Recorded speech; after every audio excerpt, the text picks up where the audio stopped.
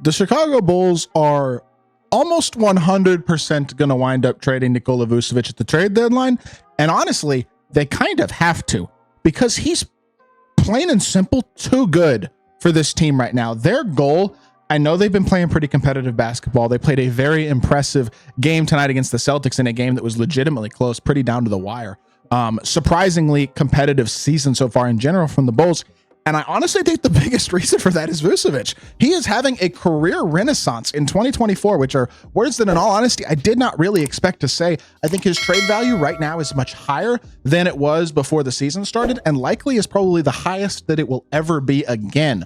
So there are multiple contending teams that are in need of a big man like Nikola Vucevic, a guy who can stretch the floor, can rebound, doesn't turn the ball over, is going to make smart decisions, can finish on the interior, just provides really, really good positional versatility at the center position where he can give you a lot of different things at a high level. And there are a lot of teams that are in need of that type of skill set for a big, a guy who's going to rebound, a guy who's going to defend at least a little bit. I know he's not a great defender, and then obviously a guy who can stretch the floor, isn't going to make a lot of mistakes, is a veteran, not turnover prone, all that type of stuff.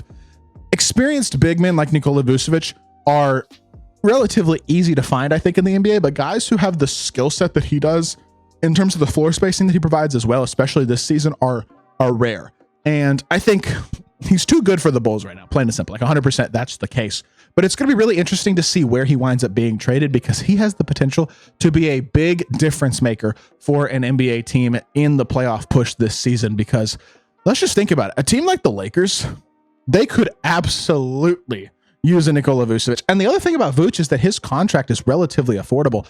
Central tweeted today something along the lines of the asking price could start at 2 seconds.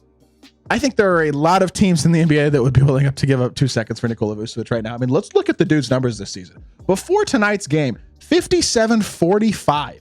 Unbelievable efficiency, averaging 20 and 10, passing the ball pretty well, just playing ridiculously high level basketball. Tonight he goes for a season high 32, 11 rebounds, 3 assists, 11 of 16, 6 and 9 from the 3-point line. Like, just playing out of his mind, high level basketball. 3 assists, 0 turnovers. Saw a stat on Twitter that it tied him for the most games in NBA history with at least 20 points, 10 rebounds, and no turnovers at 45. The fact of the matter is, his value has rarely been higher at any point in his career probably than it is right now, but especially in these past couple of years. Because the last couple of years for Vucevic haven't been quite as good, right? Like, I think that's fair to say. But this year has been really, really impressive, really, really good. I mean, last year was a down season in a lot of ways. The shooting wasn't good. The finishing was declining. Like, it just seemed like he was on the latter stages of his career. And yes, he still is. He's 34 years old. He's in that latter stage of his career. But there are a lot of NBA teams that could use a big man like Nikola Vucevic. I mean, I think the Lakers are the number one candidate. They have to be a team that needs true big man depth and doesn't have much of it. I feel like they could absolutely use Nikola Vucevic, but when you look at the NBA standings in general, there are a lot of teams that are going to want a guy like Vucevic in their lineup, as Archer has decided he wants to say hi. Okay, bub, come on. Anyways, point being, I think Vucevic is really, really skilled. I think he's really talented, and he's playing super duper high level basketball at this point in the season. And when you look at the standings again, I mean, a lot of these teams could use a big. I don't think any of these top 3 teams are really in the market for a big man. Honestly, the Knicks probably aren't either. The Heat with Bam, maybe not so much. The Bucks with Giannis and Brook Lopez, I mean, I think maybe, but not really. I don't think they have the assets realistically to get Vucevic. The Hawks could use him. I know they have Capella and Okongwu, but I think Vucevic might be a better upgrade over both of those guys. But more so the Western Conference, like a team like obviously the Warriors. Do we trust Kevon Looney, Trace Jackson Davis at this point in their careers? I don't know if I do. I feel like that's a spot where Vucevic could be a real contributor if OKC winds up having more injury issues. Let's say Chet Holmgren's injury winds up being one of those where he's not going to be able to come back until maybe super late in the season or potentially not even at all. All of a sudden, they might be in the market to add a big. He could make a ton of sense for them, and they have a ton of depth to their roster and a ton of pieces as well that they could use to get Vucevic pretty easily. The Lakers, obviously, I think it's well noted that they would love to move AD back to the power forward position or at least have another great center option. He would be a massive upgrade over guys like Jackson Hayes, Christian Koloko. I think that one's kind of the, oh yeah, duh option. The Nuggets and the Mavs, maybe not so much. Clippers with Zubac, I mean, I'm sure they could use another big, but I don't think they would trade for Vucevic. The Suns, I think Vucevic would be an upgrade over Nurkic. That's a spot where I know they don't have a ton of assets either, but if they could make a trade for Vucevic, he would be a big addition to that team. There are several contending teams in the Western Conference where Vucevic makes a lot of sense. And a guy with his talent who seems like going to be a relatively cheap guy. I mean, at the end of the day, he's making 20 mil this year. He's making 21.5 mil next year. Like, that's a really realistic contract in today's NBA for a truly good big. And if you're getting a year and a half of team control on a guy like Vucevic, who is a starting caliber big in the NBA, not only just a starting caliber big, he's honestly, I mean, if his numbers stay anything close to 20 and 10 on 57%, 45% from three, he's an all-star caliber big, legitimately. Like, that's how well Vucevic is playing this season. Now, he has made all-star teams before in Orlando, but at the last couple of years, that hasn't been the player Vucevic has been. And seeing him get back to that, number one, is not something I expected.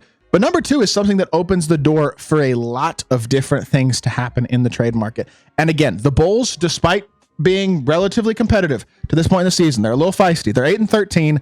Their goal should not be to win games. Their goal realistically should be to have a bottom four record in the league. Now, that's going to be a little bit tougher to do with teams like the Sixers doing horrific. The Wizards are literally not going to win another game this entire season.